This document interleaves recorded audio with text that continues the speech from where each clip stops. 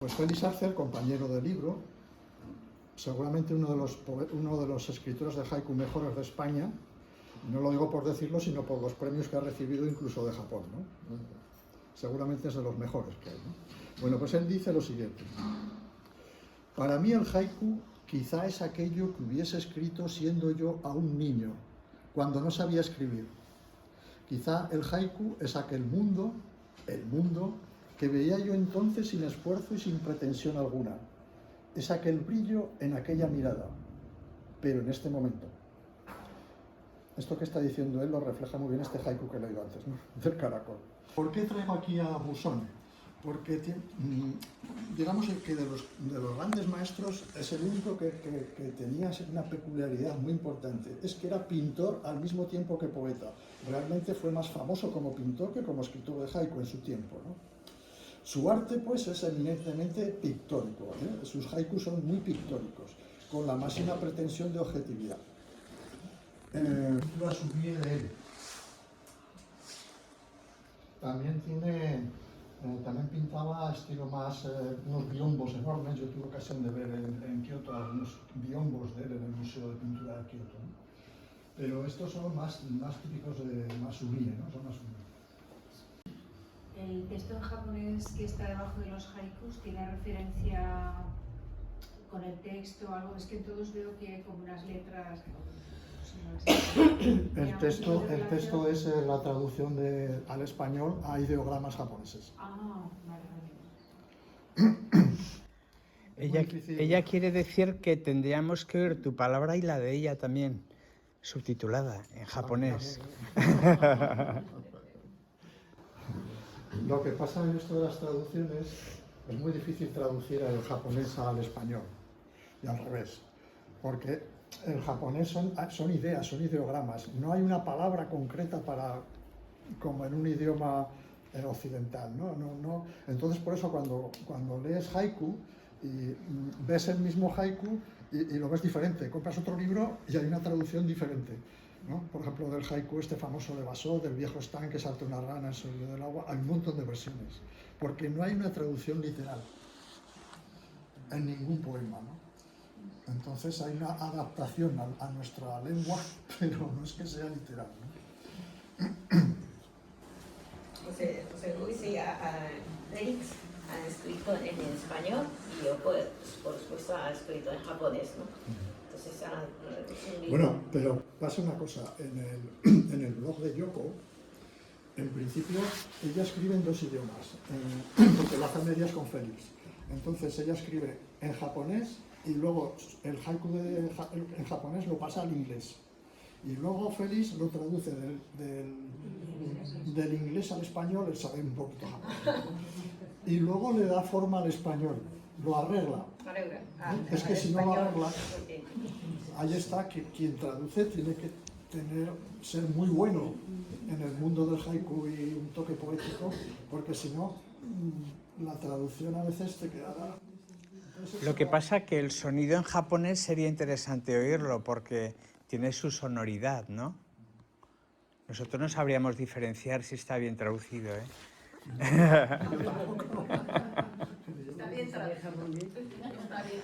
Pero es que nos gustaría oírlo. ¿No lo puedes? Sí, por favor, léalo en japonés. Sí, por favor.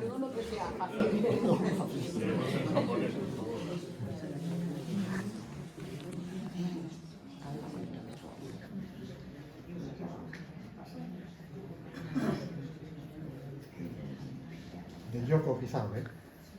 Mejor.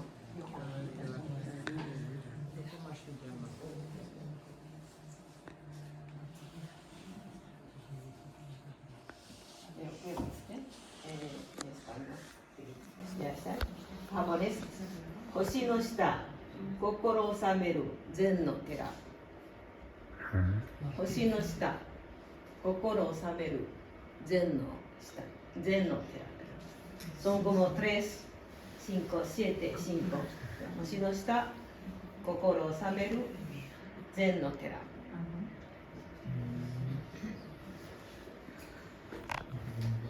認知でも心と心響き合う認知でも心と心響き合う。 Kokoro es alma, corazón, ¿no? Es varias. Sí, 心。見えぬ糸、ここでつながる座禅の夜。見える糸、ここでつながる座禅の夜。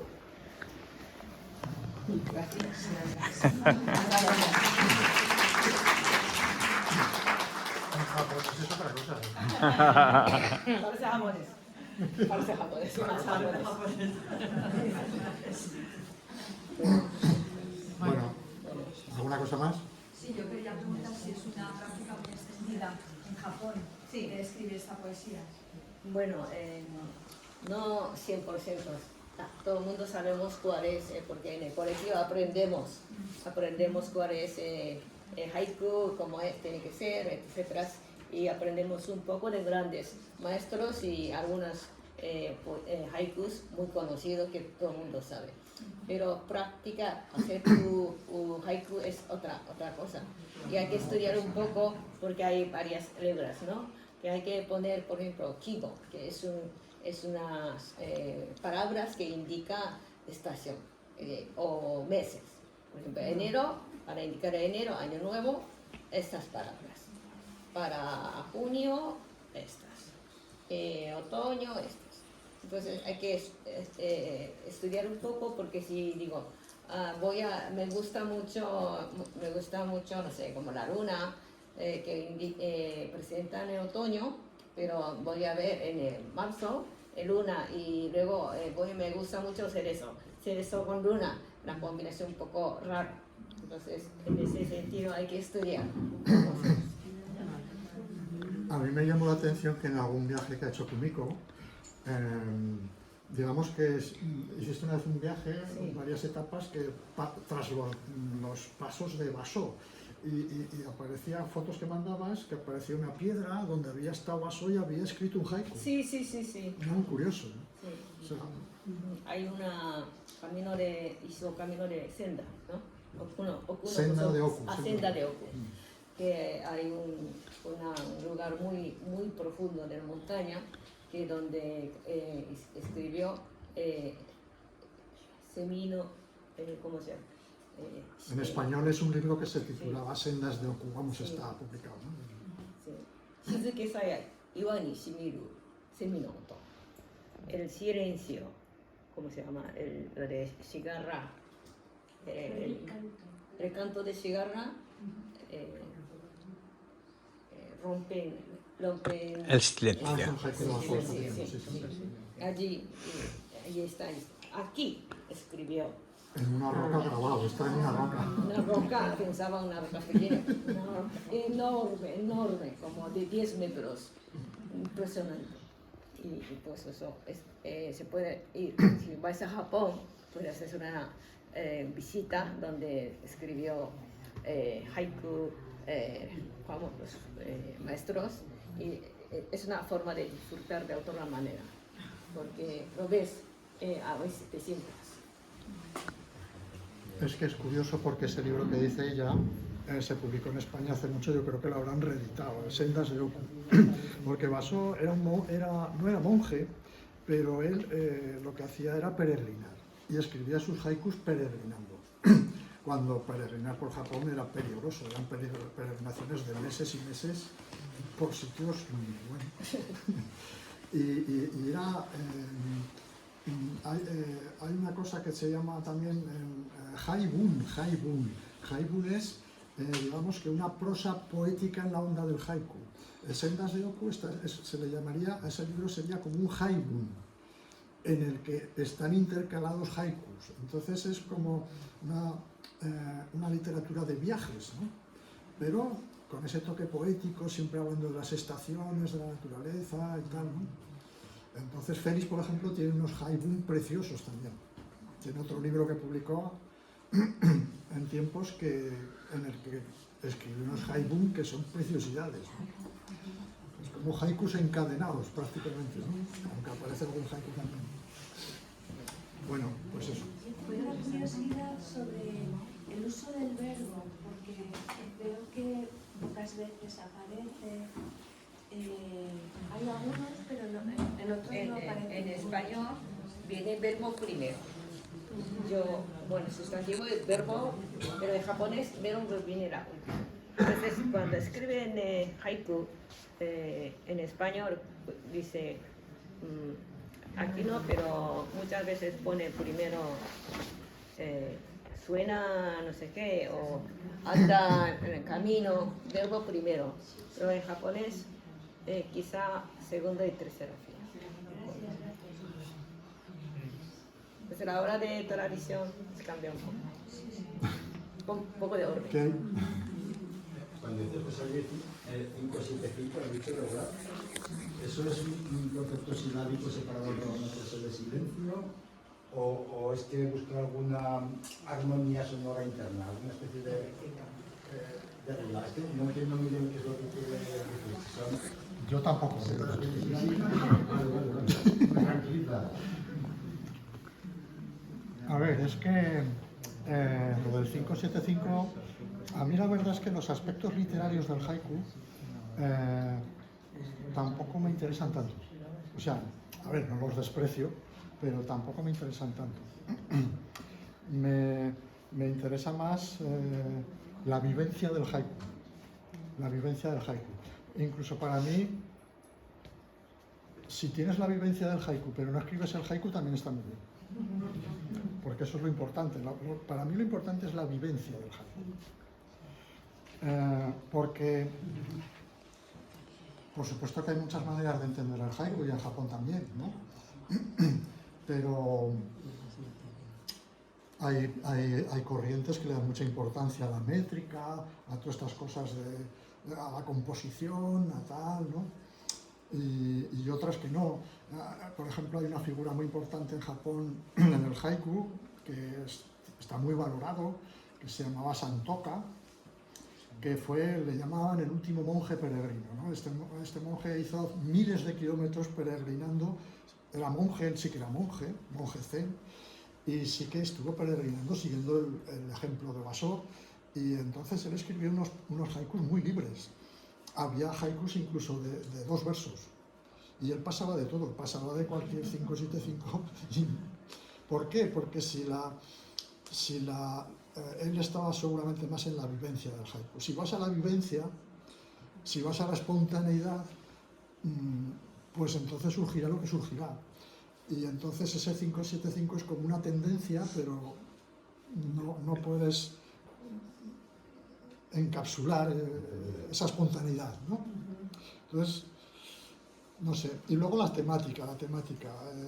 ¿Qué temas se tratan, ¿no? Por ejemplo, los haikus, lo que decía Kumiko, en Japón hay incluso un libro con kigos, con palabras de estación, para que tú sepas todo el repertorio de palabras de estación que hay, ¿no? Porque claro, tú puedes decir otoño, primavera, pero puedes decir una flor, puedes decir tal, pues eso está todo recopilado en Japón, digamos que en un haiku así muy ortodoxo, ¿no? Para conseguir unos haikus muy ortodoxos, ¿no?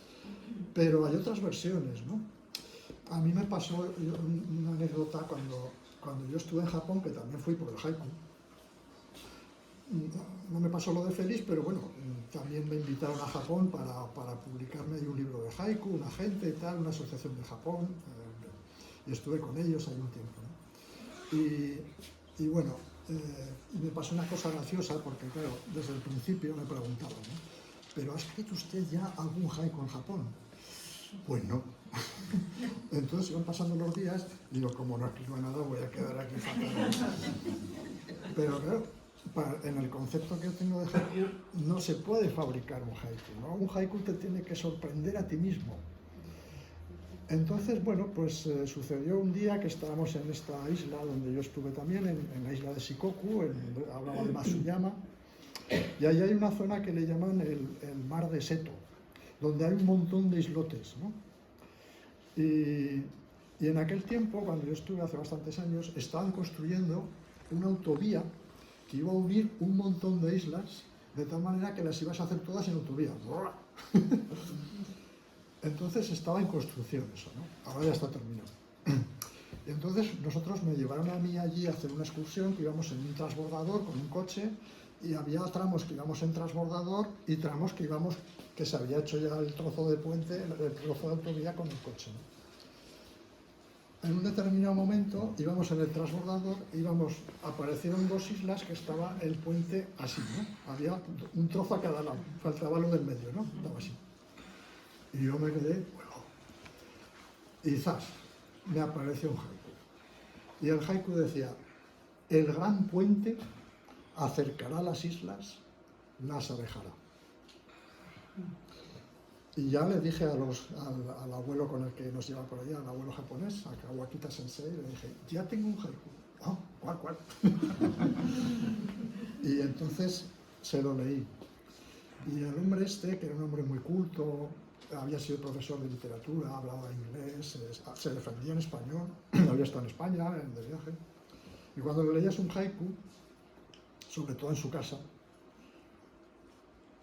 cerraba los ojos, se quedaba un buen rato en silencio, pasaba el rato, y hasta abría los ojos y decía: bonito, en español. Y esto, bueno, le gustó mucho. Pero ¿qué pasaba con ese haiku? Que no era nada japonés. Un japonés nunca hubiera escrito eso. ¿Por qué? Porque yo no sé si tenía Kigo, el gran puente acercará las islas, las alejará. No lo sé, es dudoso que tuviera esa palabra de estación, pero además tiene algo que tampoco es muy fácil encontrar en el haiku japonés, que es que tenga crítica, que tenga un punto crítico. Porque a mí aquella obra me parece una barbaridad, desde un punto de vista mío, digo, ojo, pero ¿cómo han podido unir todas estas islas con una autovía? Pero a ellos les parecía normal, ¿no? No les parecía una cosa rara, ¿no? Bueno.